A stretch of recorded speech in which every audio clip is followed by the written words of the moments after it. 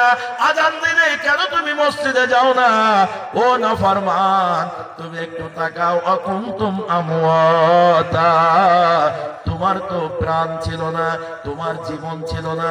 আজকের মজলিসে আপনারা যারা আছেন, আমাদের জীবনের দিকে তাকান। আমার আল্লাহ বলছেন আমাদের জীবন ছিল না।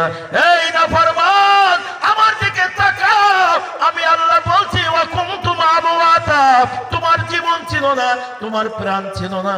এই দুনিয়ায় তুমি মন চাইলে জিন্দেগি কেমন করে চালাও। বান্দারে তাকাও, তোমার জীবন ছিল না, তোমার জীবন ছিল না। ভাই একটু তাকান, আমাদের জীবনের যার যার জিরো পয়েন্টে জানতো জীবন ছিল না মানে কি? আসতে চাই নাই, তুমি আমাদেরকে কেন পাঠাইলা? আর যদিও পাঠাইলা, ওরা আদর করে দুনিয়ায় পাঠাইছো, কেন তোমার জন্য ইবাদত করতে হবে? আল্লাহ ফজরের সময় ঠান্ডা পানি উযু করতে কষ্ট হয়, 5 ওয়াক্ত নামাজ পড়তে বড় কষ্ট হয়। আল্লাহ নামাজ না পড়লে ভালো লাগে, কেন নামাজ পড়তে হবে? আল্লাহ তুমি আমাকে বলে দাও। ও রব্বুল আলামিন, রমজান মাসে রোজা রাখতে বড় কষ্ট হয়। আল্লাহ না খেয়ে কেন রোজা রাখবো? আল্লাহ তোমার জন্য কেন আমার না খেয়ে রোজা রাখতে হবে তুমি বলে দাও। আল্লাহ কেন আমাকে কষ্ট করা টাকা যাকাত দিতে হবে তুমি বলে দাও। ও রব্বুল আলামিন, আমরা কষ্ট করে রোজগার করে টাকা কামাই করছি, আল্লাহ কেন আমাকে হজ করতে হবে? ওই হজের টাকা দিয়ে আমি জমি কিনতে পারতাম। আল্লাহ কেন আমরা জমি কিনে না কিনে কেন হজ করবো তোমার খুশির জন্য? আল্লাহ তুমি বলে দাও। জিহাদের ময়দানে এই বন্ধ করে যারা চলে যাচ্ছে, আপনাদের পকেটে হাত দেন তো, মোবাইল নিয়ে যাচ্ছে কিনা দেখেন। অন্ধকারের ভিতরে চলে যাচ্ছে, এই লক্ষণ তো বেশি ভালো না। ভাই কড়া আওয়াজ করছি তো, কলিজার মধ্যে দাগ লাগছে। এই রোগ আছে তো, মাগরিবের নামাজ পড়েছি আজকে এখানে 2 কাতারও পড়িনি। কি কথা আওয়াজ দিয়ে বলেন, ঠিক না বেঠিক? জি ভাই একটু থাকান। আল্লাহর কাছে প্রশ্ন করে দেন, রব্বুল আলামিন, আব্দুস সামাদ আজাদ নামের এক গোলাম এসে আমাদেরকে বড় কথা বললাম। আল্লাহ কেন নামাজ পড়বো, কেন রোজা রাখবো, কেন হজ করবো, কেন যাকাত দেবো, কেন তোমার ইবাদত করবো, তুমি আমাদের বলে দাও। আমার মায়ের আল্লাহ জবাব দিচ্ছেন, বান্দা শোনো, ও বান্দা শোনো, আমি জান্নাত রেডি করে রেখেছি। তাই আমার জান্নাতে আসার জন্য তোমার ইবাদত কেন করতে বলেছে শোনো। আমার আল্লাহ বলছেন, কাইফা তাকফুরুনা বিল্লাহি ওয়া কুনতুম আমওয়াতান ফাআহয়াকুম সুম্মা ইউমীতুকুম সুম্মা ইউহয়িকুম সুম্মা ইলাইহি তুরজাউন। জোরে বলেন আল্লাহু আকবার। আল্লাহ রাব্বুল আলামিন বলেন, বান্দারে বড় আদর করে এই পৃথিবীতে তোমাকে বানিয়েছি। আমি আল্লাহ আমার সাথে কেমন করে তুমি নাফরমানি করো, আমি আল্লাহকে কেমন করে তুমি ভুলে যাও। ফজরের আযান হলে কেন তোমার ঘুম ভাঙে না? আযান দিলে কেন তুমি মসজিদে যাও না? ও নাফরমান, তুমি একটু তাকাও। আকুনতুম আমওয়াতা, তোমার তো প্রাণ ছিল না, তোমার জীবন ছিল না। আজকের মজলিসে আপনারা যারা আছেন, আমাদের জীবনের দিকে তাকান। আমার আল্লাহ বলছেন আমাদের জীবন ছিল না। এই নাফরমান, আমার দিকে তাকাও। আমি আল্লাহ বলছি ওয়াকুনতুম আমওয়াতা, তোমার জীবন ছিল না, তোমার প্রাণ ছিল না। এই দুনিয়ায় তুমি মন চাইলে জিন্দেগি কেমন করে চালাও। বান্দারে তাকাও, তোমার জীবন ছিল না, তোমার জীবন ছিল না। ভাই একটু তাকান, আমাদের জীবনের যার যার জিরো পয়েন্টে জানতো জীবন ছিল না মানে কি? এই দুনিয়ার আমাদের জিরো পয়েন্ট হলো মায়ের কোল, ঠিক নয় কি? মায়ের কোলে এখন চিন্তা শক্তি দিয়ে দেখেন, মায়ের কোলেও একদিন ছিলাম না। ছিলাম কোথায়? আরেকটু পেছনে যাচ্ছিলাম মায়ের গর্ভে। একটু কথা বলেন, ঠিক না বেঠিক? এখন মায়ের গর্ভে থাকার পরও তাকে দেখেন, আবার আমরা মায়ের গর্ভেও ছিলাম না। আমার আল্লাহ বলছেন ওয়াকুনতুম আমওয়াতা, তোমার তো প্রাণ ছিল না, জীবন ছিল না। এদিকে তাকান, তোমার জীবন ছিল না, মায়ের গর্ভেও আমাদের জীবন ছিল না। আসলো কেমন? কেমন করে কোনো একদিন আপনার আমার মা আপনার আমার বাবা গভীর মিলন করেছে, বাবা আর মায়ের গভীর মিলনের ফলশ্রুতিতে বাবার শরীর থেকে আসা নাপাক পানি কোটি কোটি শুক্রাণু ধ্বংস করে দিয়ে আমার আল্লাহ একটা শুক্রাণুকে মায়ের রেহেমের ভিতরে জিন্দা রেখেছে। শুধু তাই না, আল্লাহু আকবার, প্রথম 40 দিনে বাবার নাপাক পানিটা আমার আল্লাহ গোলা জমাট বেঁধে দিয়েছে। আমার আল্লাহ বলছেন কুনতুম আমওয়াত, আমি আল্লাহ তখনও তোমার জীবন দেই নাই। এই বেঈমানের দল, আমি আল্লাহর গোলামি করতে তোর ভালো লাগে না, ইবাদত করতে তোর ভালো লাগে না, তোর বাবার নাপাক পানি দ্বিতীয় 40 দিন আমি প্রসেসিং করে ওটা আলাগ তৈরি করেছে একটা রক্তের ফোঁটা, আমি আল্লাহ তখনও তোর জীবন দেই নাই।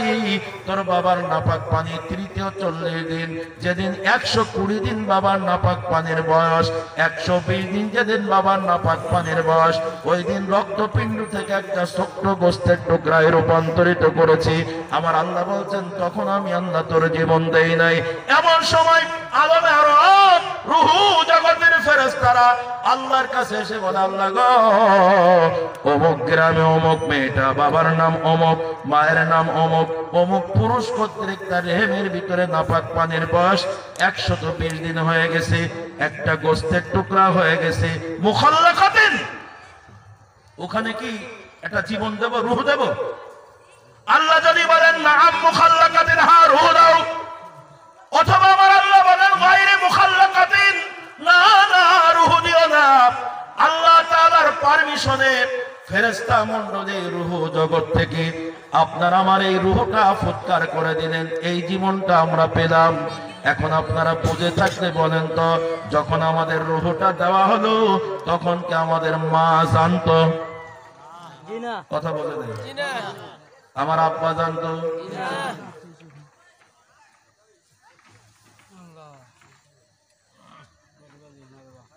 এটা আমি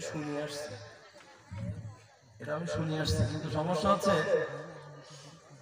এখানে যে লোকগুলো উঠছে আমি খেয়াল করছি বিশ্বকাপের খেলা রেজাল্ট শেষ না হওয়া পর্যন্ত ওরা এখানে বসবে না। আমি খেয়াল করেছি মানুষগুলো উঠছে কেন, বিশ্বকাপের খেলা সাথে সাথে কিছু মানুষ উঠছে প্যারালাইসিসের প্যারা, কষ্ট হচ্ছে, প্রস্রাবের চাপ, ডায়াবেটিস, কি করবে? এই জন্য মানুষ কিছু উঠছে, কারণ আমি যে কথা বলছি এই কথা বুঝতে হলে ওর মধ্যে কিছু মাল সামানো থাকতে হবে। আমি তো আজারি গল্প বলি না, এই কথা বুঝতে হলে তাকে বুঝার মতন কিন্তু সেন্স থাকা লাগবে, নাইলে তো কথা বুঝতে পারবে না। আমি একটু ভারী কথা বলে ফেলেছি, বুঝতে পারি নাই, তাহলে আমি একটা কিচ্ছা কাহিনী শুরু করতাম। আপনাদের ইন্ডিয়ার অধিকাংশ হুজুররা আজকের মজলিসে 2 জন বক্তা বক্তব্য দিয়েছেন, কোরআন হাদিসের কথা বলেছেন, মাশাআল্লাহ, কিন্তু অধিকাংশ ক্ষেত্রে বিভিন্ন কায়দায় কিচ্ছা কাহিনী বলে পার হয়ে যায়। আমাদের দেশের এক শ্রেণীর লোকজন আছে, কিন্তু তাফসীরের হাইসিয়াত বোঝা বড় কঠিন। ভাইজান, 1 গ্লাস দুধ যদি আপনার কাছে দেওয়া হয়, ভাই এখন দ্রব্যমূল্যের ঊর্ধ্বগতি, তরকারি নাই, দুধ রান্না করে খান, এই দুধ রান্না করে সবাই খেতে পারে, বুড়ো মানুষও পারে, ছোট মানুষও পারে, কেন এখানে মাল মশলা কিছু দেওয়া লাগে না। হাড়ির মধ্যে দুধ, নিচে আগুনের তাপ, গরম হয়ে ফুটবে, ঠান্ডা করে খেয়ে নেবে, কোনো সমস্যা নাই। কিন্তু যদি বলি ভাই ওই দুধটা আজকে খাইয়েন না, ওই দুধের ভিতরে ঘি আছে, আপনি আমাকে ঘি বাহির করে দেন, দুধের ভিতরে মাখন আছে, আপনি আমাকে বাহির করে দেন, দুধের ভিতরে দধি তৈরি করা যায়, আমাকে দই বানিয়ে দেন, যদি বলি দুধের ভিতর থেকে ছানা আছে, ছানা বাহির করে আমাকে মিষ্টি বানিয়ে দেন, তাহলে আমাদের অধিকাংশ মানুষ কথা বলেন ঠিক না বেঠিক? আমি যে আয়াত পড়েছি, আয়াতের পর আয়াত পড়ার নাম শুধু তাফসীর নয়, তাফসীর শব্দ অর্থ হলো কোন ঢাকা জিনিসটাকে খুলে দেওয়া। ঢাকা মানে বাংলাদেশের রাজধানী ঢাকা না, কোন জিনিস ঢেকে রাখা আছে, ঢাকনা দেওয়া আছে, ওর ভিতরে কি আছে বোঝা যায় না, ওটাকে ওপেন করে দেওয়া, সর্বস্তরের মানুষ যেন বুঝতে পারে, এভাবে কথা বলা সাধারণভাবে, এটার নাম হলো তাফসীর। আমি কোরআনের আয়াত পড়েছি 2টা পাঠ, একটা পাঠ বুঝাইতে চেষ্টা করেছি ইবাদত করব আল্লাহর, অন্য কারণ নয়। কেন? তার তথ্য বলার জন্য এ পর্যন্ত এসেছি। আজকের যতজন মানুষ আছেন এখানে সবাই বলেন ইবাদত করবেন কার? আল্লাহ। আরো জোরে আওয়াজ দিয়ে বলেন কার? আল্লাহ। কিন্তু কেন? আল্লাহ বলছেন বান্দা, তোমার জীবনটা যেদিন দিলাম তোমার মা জানে না, তোমার আব্বাও জানে না, তোমার বন্ধু জানে না, পৃথিবীর কোনো মানুষ জানে না। আমি আল্লাহ দয়া করে মায়া করে তোমার জীবনটা দিলাম। তোমার বাবার মা ইতিপূর্বে শতবার চেষ্টা করেছে, আমি আল্লাহ তোমার মার বাবার চেষ্টাকে ব্যর্থ করে দিয়ে যেদিনের নাপাক পানি আমি আল্লাহ কবুল করেছি, তোমার মাও জানে না, বাবাও জানে না। তোমার যেদিন জীবন দিলাম সেদিনও পৃথিবীর কেউ জানে না। তাই এই পৃথিবী নামের জায়গায় তোমার এই সুন্দর জীবনটা আমি আল্লাহ নিজে কুদরতে ভালোবেসে দান করেছি। তাই যতদিন পৃথিবীতে বেঁচে থাকবা আল্লাহ তা'বুদু ইল্লা ইয়া, একমাত্র আমি আল্লাহর ইবাদত করবা, অন্য কারোর নয়। একটু সবাই জোরে আওয়াজ দিয়ে বলেন আল্লাহু আকবার। 2 নম্বর বিষয়, আর লম্বা করব না, শেষ করে দেব। আমার আল্লাহ বলছেন ওয়াবিল ওয়ালিদাইনি ইহসানা, ইবাদতের পরে মা বাবার খেদমত করবা, মা বাবার হক আদায় করবা। জোরে বলেন কথাটা কার? এখন বলেন নামাজ পড়ার হুকুম কার? রোজা রাখার হুকুম কার? হজ করার হুকুম কার? যাকাত দেওয়ার হুকুম কার? মা বাবার খেদমত করতে হবে, হুকুমটা কার? সব আল্লাহর হুকুম। কথা বলেন ঠিক তো? এবার বলেন তো এর ভিতরে কোনো পাওয়ার কম বেশি আছে কি? কথা বলেন না। আপনারা কিরকম বোঝেন ইসলামটা এখন বুঝে গেছে। 5টা বিষয় বলেছি, গুরুত্ব, পাওয়ার, ক্লাসিফিকেশন আছে কিনা এটা বলতে পারলেন না, কারণ আপনি দুধ জাল দিয়ে খাওয়া পাটি দুধের ঘি বাইর করতে জানেন না। শোনেন, হজ ফরজ, প্রতিদিন ফরজ। কথা বলেন, কয়দিন ফরজ? জীবনে একবার। 100 বছর যদি হায়াত পান, 1000 কোটি টাকার মালিক হন, একবার হজ করবেন, আপনার ফরজ আদায় হয়ে যাবে। জোরে বলেন আল্লাহু আকবার। আমার আল্লাহ হজের ব্যাপারে আর আপনাকে কোনো জিজ্ঞাসা করবেন না। আজকে সন্ধ্যার পরে আপনাদের মজলিসের দ্বিতীয় বক্তা যিনি ছিলেন, উনি অত্যন্ত মেধার সাথে তীক্ষ্ণ মেজাজে আস্তে আস্তে করে আপনাদের হজের ব্যাপারে, যাকাতের ব্যাপারে গুরুত্বপূর্ণ কথা বলেছেন। তাই আমি আপনাদেরকে রিপ্লে করছি, কথাটা শোনেন। হজ জীবনে একবার ফরজ, একবার হজ করবেন সারা জীবন, আর হজের ব্যাপারে আমার আল্লাহ জিজ্ঞাসা করবেন না। এখন আসেন, যাকাত ফরজ, প্রতিদিন ফরজ, বছরে একবার, বছরে একদিন। কথা বলেন ঠিক না বেঠিক? বছরে কয়দিন? বছরে একদিন যাকাত দিয়ে দিবেন, যাকাত আদায় হয়ে যাবে। এখন একটা অজানা কথা বলি, অনেকেই খবর রাখেন না। বলেন তো কয়দিন এক বছর? 365। আরো জোরে বলেন। 365। ওরা রান্না বললেন ভাইরান। 365 দিন হলো খ্রিস্টানদের তৈরি করা ইংরেজি ক্যালেন্ডার। বাংলা ক্যালেন্ডার 365 দিনে এক বছর। আমার আল্লাহর কাছে বাংলা ক্যালেন্ডারের কোনো দাম নাই, ইংরেজি ক্যালেন্ডারের কোনো দাম নাই। এদিকে তাকান ভাইজান, রমজান মাসে রোজা রাখেন কোন ক্যালেন্ডার দিয়া? জোরে বলেন। আরবি তো। আমার ভাইজান ঈদের নামাজ পড়েন কোন ক্যালেন্ডার দিয়া? আপনারা হজ করেন কোন ক্যালেন্ডার দিয়া? আপনারা নামাজ পড়েন কোন ক্যালেন্ডার দিয়া? আরবি। কখন সূর্য ডোবে তার দিকে তাকায়া আপনারা আরবি ক্যালেন্ডার দিয়ে নামাজ পড়েন। ইসলামের বিধান, নামাজ পড়েন আরবি ক্যালেন্ডার, রোজা রাখেন আরবি ক্যালেন্ডার, হজ করেন আরবি ক্যালেন্ডার, নাকি ইংরেজি? যারা বলেন হজ করেন কোন ক্যালেন্ডার? আরবি ক্যালেন্ডার। তাহলে যাকাত কেন ইংরেজি ক্যালেন্ডার?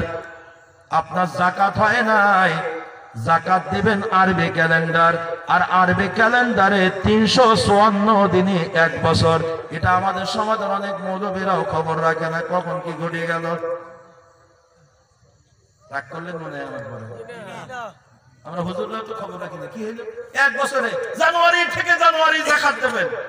তোমার নামাজ রোজা হজ যাকাত এগুলো, নামাজ রোজা হজ এগুলো সব তোমার আরবি ক্যালেন্ডার, আর আল্লাহর হুকুম যাকাত এখন ইংরেজি আর বাংলা ক্যালেন্ডার। আবার শুনে রাখেন, ইংরেজিতে বাংলায় 365 দিনে এক বছর, আর আরবি ক্যালেন্ডার চাঁদ অনুযায়ী আরবি ক্যালেন্ডার হলো 354 দিনে এক বছর। যারা যাকাত দিবেন 354 দিন হিসাব করে যাকাত দিবেন, এটা হলো ইসলাম। কষ্ট হয়েছে আপনাদের, বুঝতে পারছি। আপনারা তো আলেম ওলামার কাছে খবর নেবেন না, টাকা হয়েছে নিজের মতন জানুয়ারি টু জানুয়ারি হিসাব করে যাকাত দিয়ে দিলেন। নামাজ পড়ার সময় আলেম ওলামা খোঁজেন, যাকাত দেওয়ার সময় জিজ্ঞাসা করা লাগে না হুজুর আজকে আরবি তারিখ কত, সেখান থেকে সেই তারিখ পর্যন্ত হিসাব করে 1 বছর মিলিয়ে যাকাত দিবেন। কথা বুঝতে পারেন নাই আমার কথা?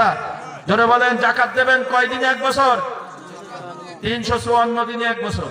আসেন বলতেছিলাম যে কথা, একদিন যাকাত দিবেন সারা বছর, আর আমার আল্লাহ যাকাতের ব্যাপারে কিছুই বলবেন না। এখন আসেন আমার ভাই, রোজা রাখা ফরজ, এটা কি প্রতিদিন ফরজ? কথা বলেন, কয়দিন? জোরে বলেন। 1 মাস রোজা রাখা ফরজ, 1 মাস রোজা রাখবেন, বাকি 11 মাস আমার আল্লাহ রোজার ব্যাপারে আপনাকে আর বাড়াবাড়ি করবে না, কোনো প্রশ্ন করবে না। 1 মাস রোজা রাখবেন, আমার আল্লাহর একটা হুকুম ফরজ আদায় হয়ে যাবে রোজা। এখন আসেন নামাজ পড়া ফরজ, এটা প্রতিদিন কয়বার? আরো জোরে বলেন। 5 বার, এর বেশি লাগবে না। তবে একটা মজার কথা দেখেন, ফজর পড়বেন, জোহর পর্যন্ত মাঝখানে বিরাট বড় ফাঁকা জায়গা, আমার আল্লাহ নামাজের ব্যাপার আপনাকে বলবে না মসজিদে বসে থাকো। জোহর পড়বেন আসর পর্যন্ত, আল্লাহ বলবেন না আবার তুমি মসজিদে বসে থাকো, তুমি চলে যাও।